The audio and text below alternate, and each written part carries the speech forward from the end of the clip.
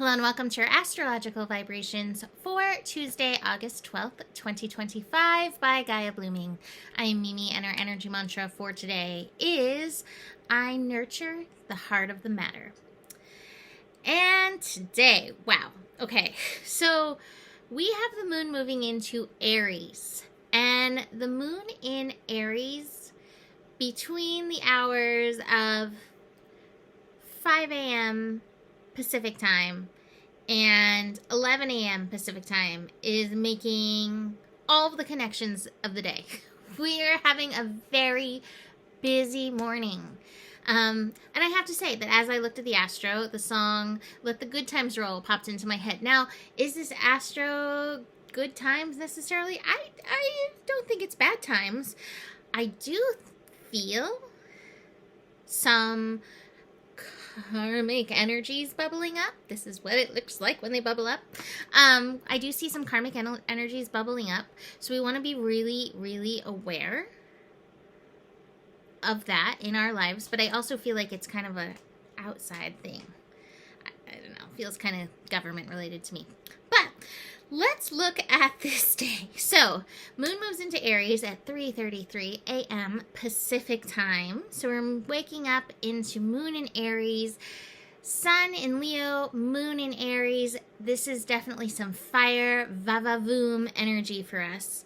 And by 5:30 a.m. Pacific time, we have the moon and Saturn conjunct.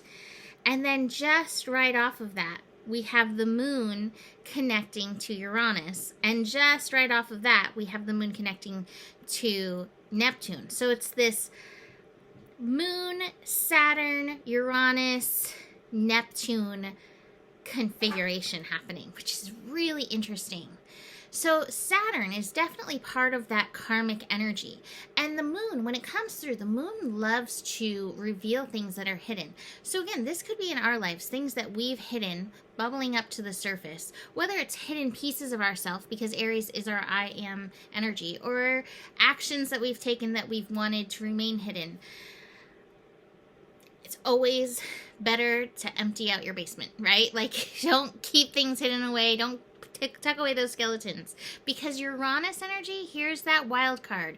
Uranus is always a wild card, and Uranus in Gemini is super wild. It's Tarzan, like Tarzan as a child, wild, running through the jungles with all of his friends kind of energy. And so moon and Uranus brings that. And again, the times they have, so like I said, the moon and Saturn conjunction happens at 5:34 a.m.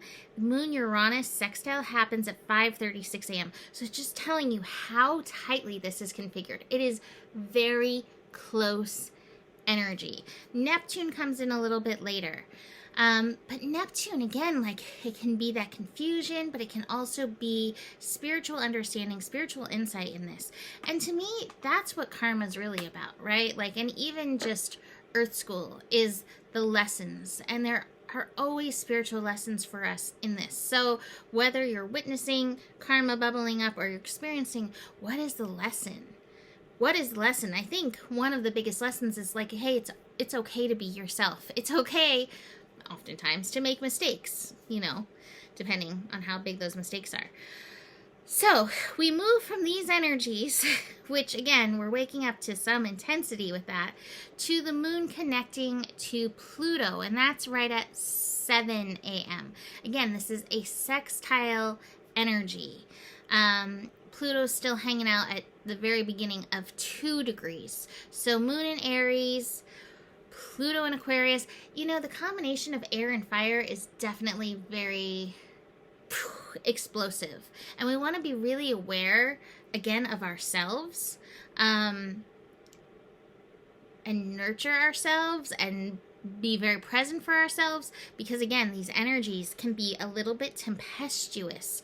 Now, Pluto may bring a little bit of a power struggle, whether you're struggling with the universe, you're struggling with somebody else. Pluto energies can often bring that energy in, but it's a reminder to call back in your power, and that you can wield and yield your power in and through vibrational energy rather than temper tantruming it. So remember that. Speaking of temper tantrums, here's the next aspect. The next aspect is moon opposite Mars. So we have Mars still near the beginning of Libra, and this might be a little me-we energy. You may get frustrated because you have nurtured others a little bit much and you haven't felt that reciprocity. You haven't received back what you've given. Now, we are not that far apart with Jupiter and Venus in Cancer, which was definitely a call for self-nurturing. So keep that in mind, especially if you are feeling some of those temper tantrum vibes or you've given too much. Turn that around and give to yourself and feel what that feels like to tend to yourself. Yeah, you can be like, but I want them to do it. You can't control them, but you can control yourself. And a lot of times when we shift those energies, amazingly, people will show up for you. Last aspect is the moon connecting to Mars. Not Mars, sorry. Here's my Mercury. Mercury newly direct in the sign of Leo. So we have this trine.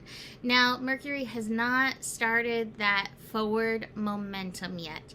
It's really just kind of static, still just adjusting to the shift. I definitely had shenanigans aplenty today. So I guess this is just going to be shenanigans on down the line. That's fine. But this connection is beautiful. And again, we may find, especially when we are communicating from our heart, that we can heal up some of these other energies. Again, even if you're just speaking to yourself, even if you're just speaking to your inner child. I did post that card from yesterday on YouTube, and I posted it on my Gaia Blooming Dancing with the Cosmos Facebook page. So it's there if you're like, oh, I didn't see it. I really wanted to do that. Cards, change, Wheel of Fortune. So again, it feels like some good karma coming about, but I do think that there are going to be some hidden things that are being activated by all of these really strong connections. We have the Abundance card. Let the good times roll. Did I mention that song's been playing in my head by the Cars? This feels like that. It's, showing up, doing what you need to do, and also allowing yourself to have a little fun. It's connecting to spirit realm. It's connecting to the physical realm. It's finding balance in all these things and staying in balance moment to moment with these experiencing energies. And just for good measure, we've got the burden. So watch your mind with all this air energy. Watch about what you're thinking about yourself. Watch what's coming up for you. We got this card the other week from the Inner Child cards, but it's Let Love Guide You. And throughout whatever is showing up for you today, see where you can let love lead. See where you can let love rule. See where you can connect into your heart, especially when it comes to yourself. And see what that kind of transformation does for everything around you. So I'm going to leave it there for today. You can book a reading. I got to get started doing these eclipse readings. So I'm like trying to think. We're getting close. We're getting close to a month out from our first eclipse. I think it's, I'm not going to, oh, here, cheat sheet. Cheat sheet right here. My little book where I do everything and write everything up for the year ahead.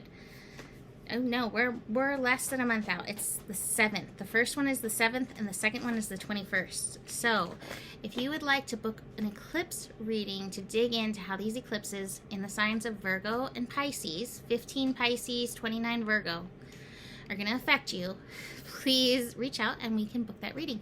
You can also reach out for anything else that's coming up for you. Email me, mimiclark@gmail.com. And the better it gets, the better it gets. There's more than enough love in the world for you. You have the power. And may your guiding light be strong, and know that you can trust the process. Namaste.